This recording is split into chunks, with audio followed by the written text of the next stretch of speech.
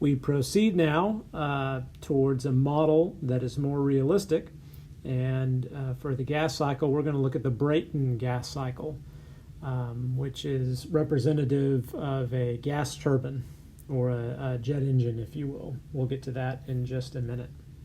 So the schematic on the left shows the basic components. We have our compressor, which takes incoming air and compresses that to a higher pressure state. We're now at state 2. We proceed through a heat exchanger, which would represent what's going on with combustion.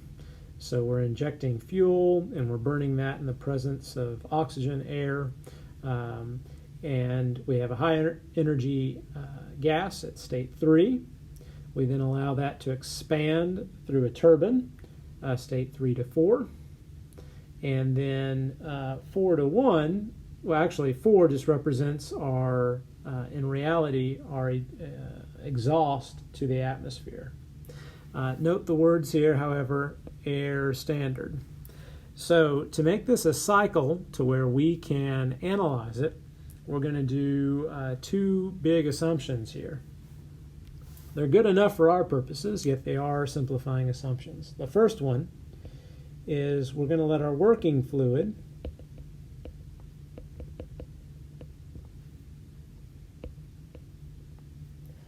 be air modeled with the ideal gas state relationship or equation of state. There's a really nice table. I believe it's called Table 9.1 at the beginning of Chapter 9 that summarizes the ideal gas property relationships that you learned way back in Chapter 3. Okay, that's our first assumption for the air standard. And then the second for the air standard is that we're dealing with only air. In reality, we know we would inject fuel in the combustor, mix that with the air, ignite it, release energy.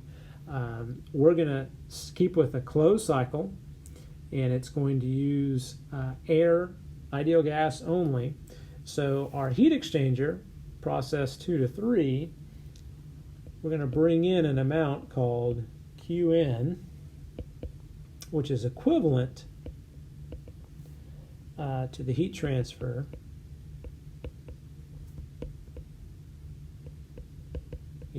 equivalent to what would be released from combustion.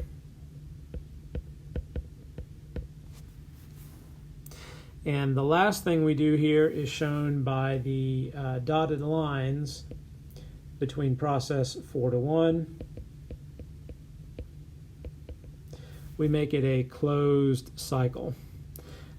Instead of rejecting the combustion products to the atmosphere, since now conceptually we just have air, we're going to connect that from state 4 to 1, the inlet of the compressor. We still have to take energy out, so we fictitiously put another heat exchanger there, and that represents the energy that goes to the atmosphere. Okay, and in so doing, we've now created a control system. So we create a control system, fixed amount of mass for the overall cycle. Okay, we can model the components of the cycle just like we've been doing for some time now. These are control volume devices. So the compressor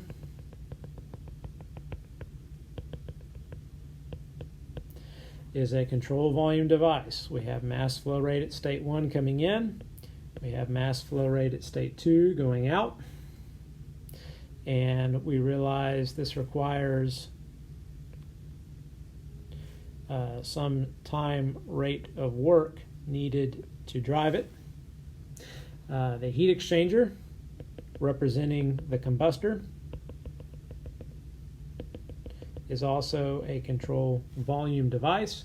We have a rate of heat transfer in that is equivalent to the energy released by combusting a fuel in the presence of oxygen. And we have mass flow coming in, mass flow coming out at state 3. we have our turbine device, which is also a control volume. Mass flow is coming in at state 3.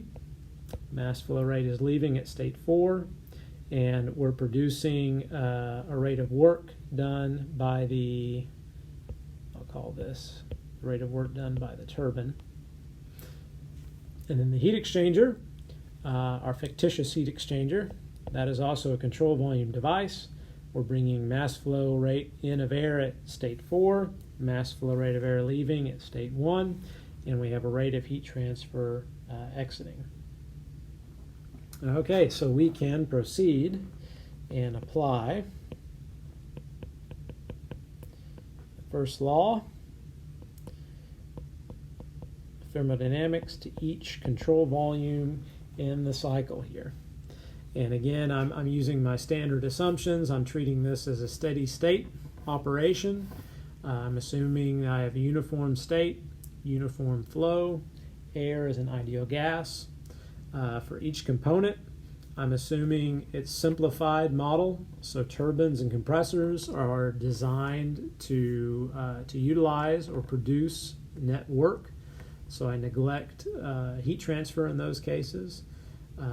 The heat exchangers are designed to work with heat transfer or to utilize heat transfer. There are no moving parts, so we don't have work done of the control volume. And in all these components, I assume negligible changes in kinetic energy, negligible changes in potential energy. So working my way around the cycle here, I'll start with the turbine. The specific work generated by the turbine, again, that's the rate of work or the power generated by the turbine divided by the mass flow rate of the air in that cycle, reduces to a change in enthalpy. The work needed to drive the compressor, again, I'm going to work in terms of an absolute value. I know it's work in, which is negative. I'm just going to talk about the magnitude.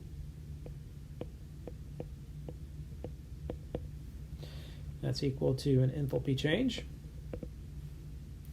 The heat transfer in from the combustion process reduces to an enthalpy change.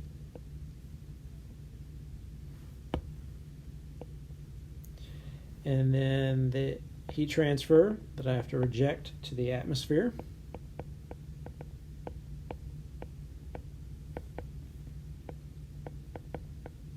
That also reduces to an enthalpy change. So not much new is here.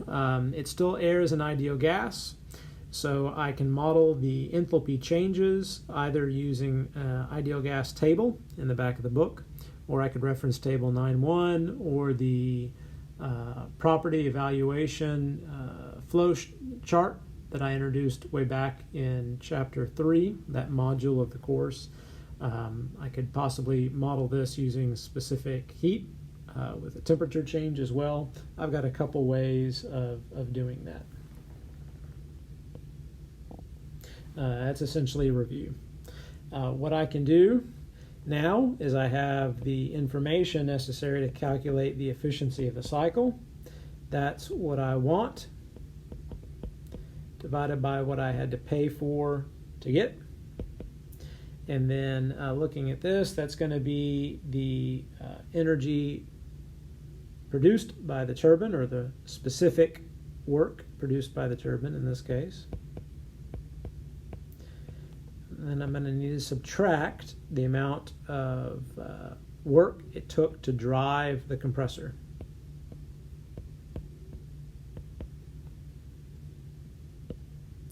And then my heat transfer in.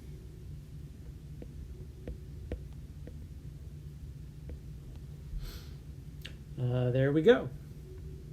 I'll look at my PV diagram. Let's see here. It looks a little bit different from the Rankine cycle if you were to flip back to your previous notes and compare it.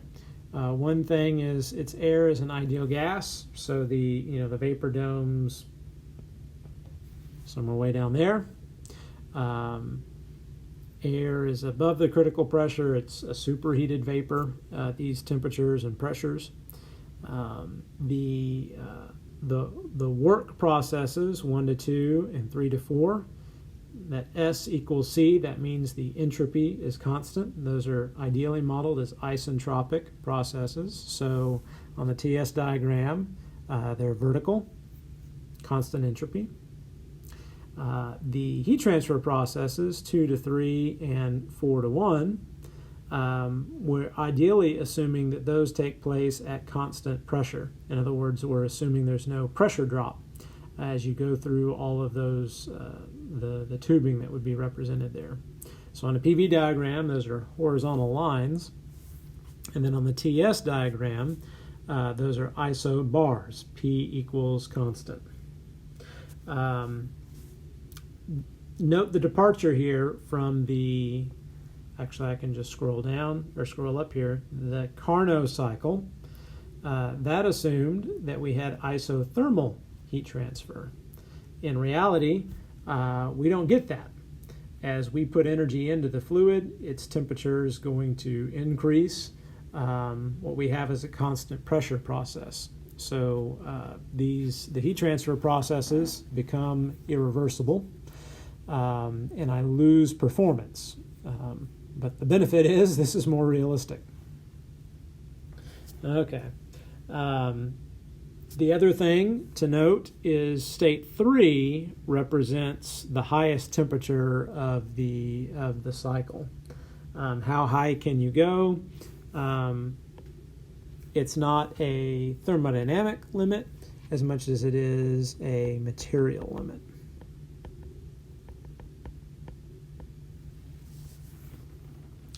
Okay. Another thing that's interesting, at least to me, comparing the Brayton gas cycle to the Rankine cycle, let's look at how much energy it takes to drive the compressor versus how much energy we get out of the turbine. This is called in the book the back work ratio. It's defined as, again, what's needed to drive the compressor divided by what you get out of the turbine. We go back to our first law models, and we could easily calculate that with knowledge of our state properties. And the interesting thing to know, or to note, is that for a gas cycle, this is pretty large. I think the book says it's on the order of 40 to 80%. In other words, you're taking for your turbine 40 to 80% of the work that's produced, and you're using that to drive your compressor. The vapor cycle, compare that to the vapor cycle. A pump is working with a liquid. A liquid is essentially incompressible. It takes a lot less energy input to increase the pressure of the liquid. So the vapor cycle backwork ratio is a lot less, like on the order of 1 to 2%. Just a characteristic here to note. The way to drive the performance of the Brayton cycle is to increase the pressure difference, the pressure ratio. That's what this is intended to connote, the lines of constant pressure, the isobars. 1 to 4 is the pressure of our atmosphere. 2 to 3 is the pressure of our cycle, what the compressor is able to generate. So it's the compressor ratio